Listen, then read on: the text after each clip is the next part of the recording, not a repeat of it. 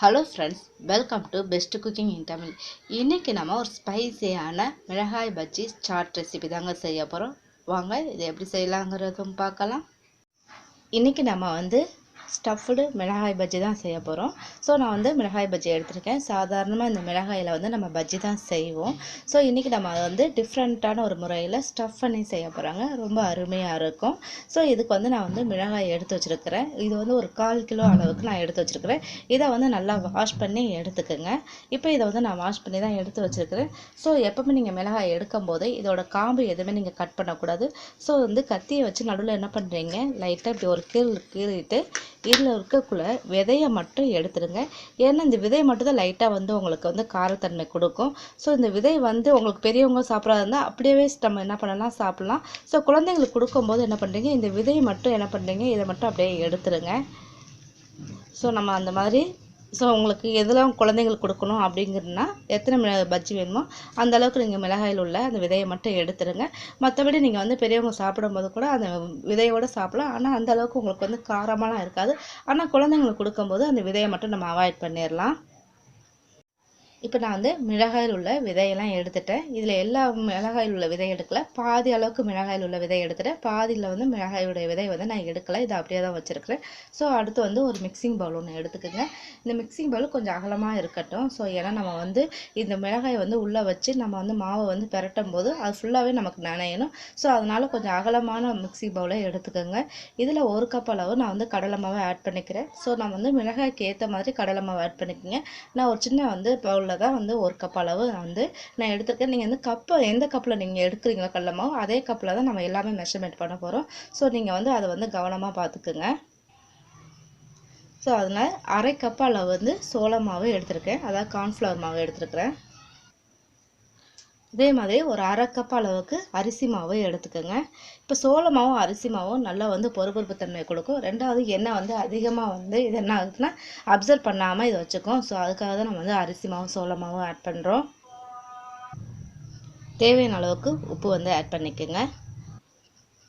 1/4 spoon அளவுக்கு மிளகுத்தூள் add பண்ணிக்கோங்க. 1/4 ஸ்பூன் அளவுக்கு கரம் மசாலா ஆட் பண்ணிக்கோங்க. 1/2 ஸ்பூன் அளவுக்கு மிளகாய் தூள் ஆட் பண்ணிக்கோங்க. ஸோ இப்போ இது எல்லாத்தையுமே நல்லா மிக்ஸ் பண்ணிடலாம்.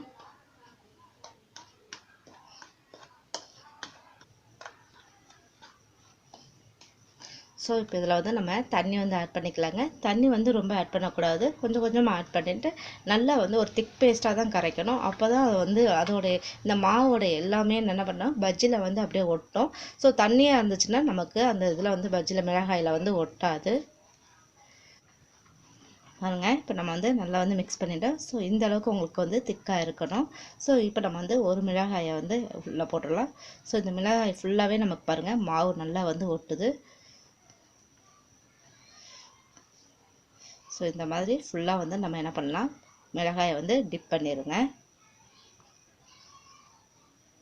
பாருங்கள், இப்போ நம்ம ஒரு கடாயில் எண்ணெய் வச்சுருக்கோம் பொரிக்க தேவையான அளவுக்கு. இதை நல்லா டிப் பண்ணிவிட்டு கொஞ்சம் அப்படியே இது பண்ணிடுங்க. மாவு சொட்ட சொட்ட நீங்கள் அதில் போடக்கூடாது, லைட்டாக அப்படி வடிச்சிட்டு அதுக்கப்புறம் நம்ம ஒன்று ஒன்று அப்படி போட்டுடலாம்.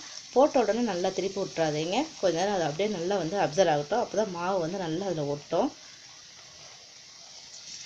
ஸோ அதே மாதிரி 2 போட்டு எடுத்துக்கலாம். ஸோ இது வெந்த பிறகு ஒன் சைடு அப்படியே நல்லா திருப்பி விட்டுருங்க.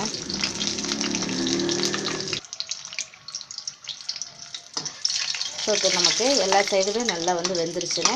இப்போ எண்ணெயை வடிச்சிட்டு இதை எடுத்துடலாம். இப்போ நமக்கு மிளகாய் பஜ்ஜி ரெடி ஆயிடுச்சு. இப்போ இதுக்குள்ளே வைக்கக்கூடிய ஸ்டஃபிங் தான் நம்ம பார்க்க போகிறோம். அடுத்து ஒரு சின்ன பவுல் ஒன்று எடுத்துக்கோங்க.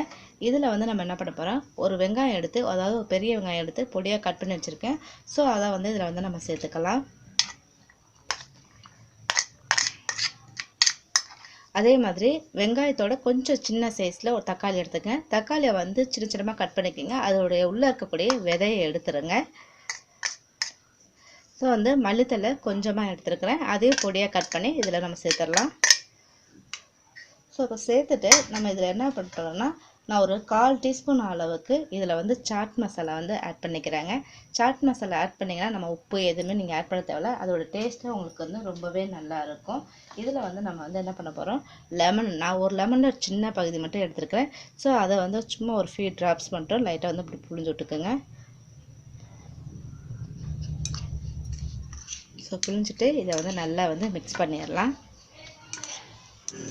பாருங்க, இப்போ ஃபுல்லாகவே நம்ம நல்லா வந்து மிக்ஸ் பண்ணிட்டோம். இப்போ வந்து நான் என்ன பண்ணுறேன், நம்ம வந்து கீறணும் பார்த்தீங்களா, அது வந்து கரெக்டாக இந்த ஹோல் வந்து அப்படியே நமக்கு இருக்கும். ஸோ குழந்தைங்களுக்கு விருப்பப்பட்டால் இந்த மாதிரி கொடுங்க. இல்லைன்னா வந்து குழந்தைங்களுக்கு இது மாதிரி கொடுக்கறது கூட அவங்க பிடிக்கலன்னு அதை விட்டுருங்க. சாதாரணமாக இதுவே கொடுத்தாலே உங்களுக்கு ரொம்பவே நல்லாயிருக்கும். இதுக்கு வந்து தேங்காய் சட்னி சாப்பிட்றதுக்கு ரொம்ப நல்லா இருக்குங்க. ஸோ இந்த மாதிரி சாட் செய்யும்போது சட்னி எதுவுமே நமக்கு தேவை கிடையாது. ஸோ இதிலே வச்சுக்கலாம். ஆனால் இது மேலே வந்து கொஞ்சம் போல் டொமேட்டோ கெச்சப் இருந்துச்சுன்னா லைட்டாக வந்து ஆட் பண்ணிவிட்டு நம்ம இன்னும் சாப்பிட்லாங்க. ரொம்ப ரொம்ப நல்லா இருக்கும். ஸோ இதில் ரொம்ப ஸ்டஃப் பண்ண தேவையில்ல. ஸோ கொஞ்சம் போல் 1 ஸ்பூன் 1.5 ஸ்பூன் அளவுக்கு வச்சாலே நமக்கு போதுங்க. ஒரு அருமையான நமக்கு வந்து பஜ்ஜி மிளகாயில் சாட் ரெசிபி ரெடி ஆயிடுச்சு. கண்டிப்பாக ட்ரை பண்ணி பார்த்துட்டு உங்கள் கமெண்ட் பாக்ஸில் தெரிவிங்க. லைக் பண்ணுங்கள், ஷேர் பண்ணுங்கள், மறக்காமல் சப்ஸ்கிரைப் பண்ணுங்கள். Thank you viewers.